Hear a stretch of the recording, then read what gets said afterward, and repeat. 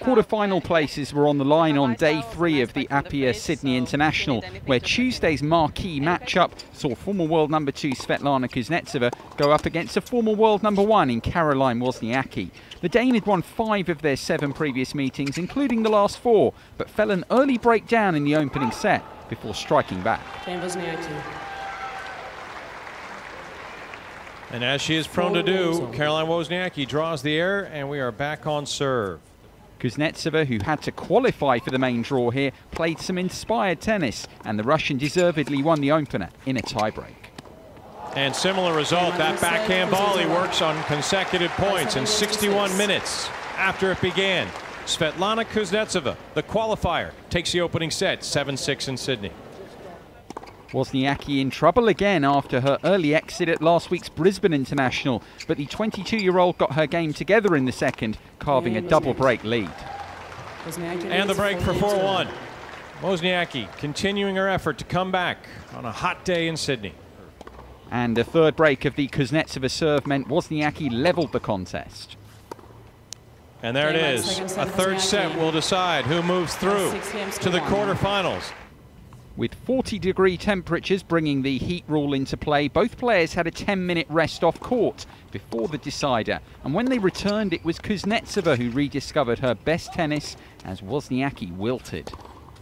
And a break in love. Svetlana Kuznetsova will serve for the match. The two-time Grand Slam champion served it out to complete a fine victory over the 7th seed. 2-1, 7-6, 1-6, 6-2. Caroline Wozniacki dismissed as Svetlana Kuznetsova wins her 5th match at the Apia International. Over on the grandstand court, second seed Angelique Kerber got her Sydney campaign underway against another qualifier, Kazakhstan's Galina Voskoboeva.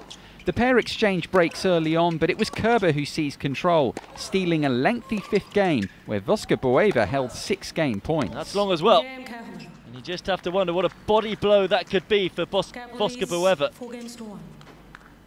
And the German world number 5 went on to close out the set. Game first set, Kerber. Voskoboeva more than held her own though, and she got a foothold back in the match with a break at the start of the second. Well, in truth, that's a really sloppy game from the second seed. And Voskoboeva breaks.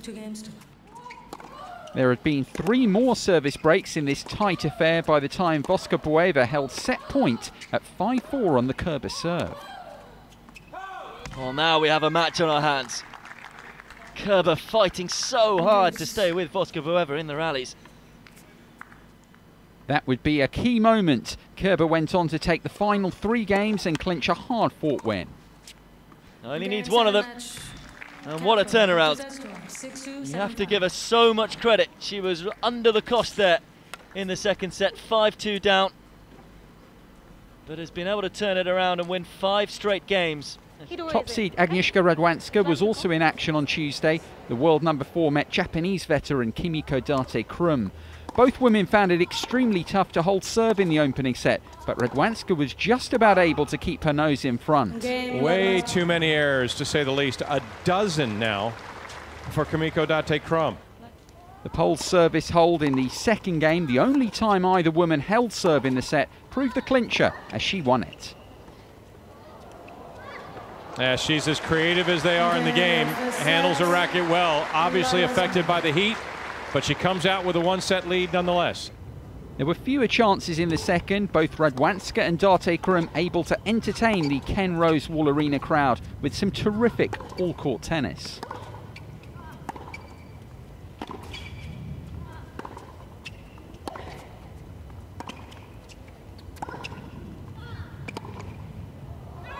Yeah, the new racket seems to be working wonders. Radwanska's swinging a lot freer. But in the end, it was Radwanska, fresh off winning her 11th career WTA singles title last week in Auckland, who came through. A single break enough for her to reach the quarterfinals in straight sets. And that'll do it. Wasn't the prettiest match ever, and certainly not a server's duel, but it did the job for the top seed Agnieszka Radwanska of Poland.